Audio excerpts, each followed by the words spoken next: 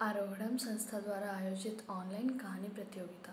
मेरा नाम दीक्षा राय है और आज मैं आपके सामने एक कहानी प्रस्तुत करने जा रही हूँ। ये कहानी मगध जिले के सोनापुर गांव की है। वहाँ के लोग शाम और सुबह के बीच के समय अपने घरों से बाहर कदम तक नहीं रखते थे, जिसका कारण था डाकू अंगुलीमाल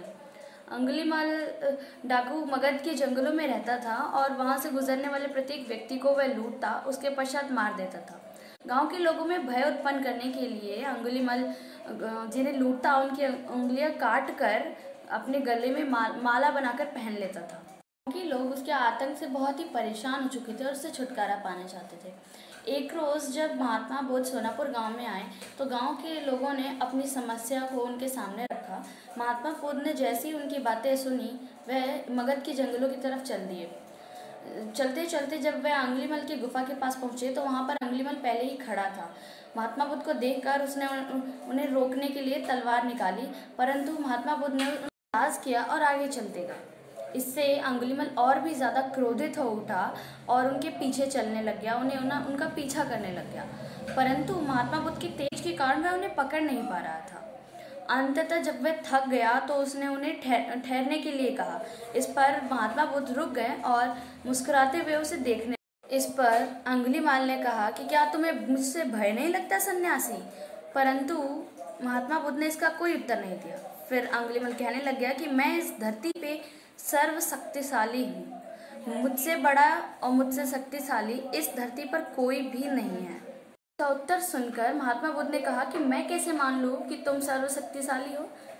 तो फिर शक्तियों को उन सन्यासी के सामने सिद्ध करने के लिए अंगुलीमाल ने कहा कि कहो मैं क्या करूं ऐसा कि तुम्हें विश्वास हो जाए कि मैं सर्वशक्तिशाली हूं।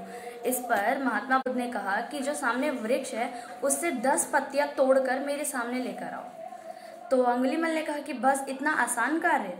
वह गया और 10 पत्तियां तोड़कर लेकर आया और महात्मा बुद्ध को दे दिया।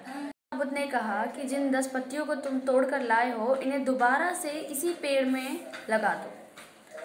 महात्मा बुद्ध की बात सुनकर अंगुलीमाल ने कहा कि यह असंभव है, ऐसा नहीं हो सकता। जिसे मैंने तोड़ लिया है उसे दोबारा नहीं जोड़ा जा सकता। तो महात्मा बुद्ध कहते हैं कि जब तुम इतनी छोटी सी चीज को तोड़ने के पश्चात दोबारा उसे उस जगह पर नहीं लगा सकते तो तुम सर्वशक्तिशाली कैसे हो? उन्होंने ये भी कहा कि जब तुम किसी को जीवन नहीं दे सकते तो उसे मारने का भी तुम्हें कोई हक नहीं बनता। महात्मा बुद्ध के इन वचनों को सुनकर अंगुलीमाल का हृदय परिवर्तन हो गया, महात्मा बुद्ध का शिष्य बन गया, जो कि आगे चलकर अहिंसकार के नाम से प्रसिद्ध हुआ।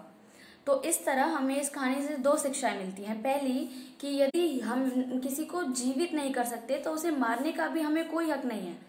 साथ ही हमें इस किसी व्यक्ति का हृदय कितना भी कठोर क्यों ना हो, यदि हम मधुर वाणी के साथ उसे कोई चीज़ समझाने का प्रयास करें तो वह ज़रूर समझे।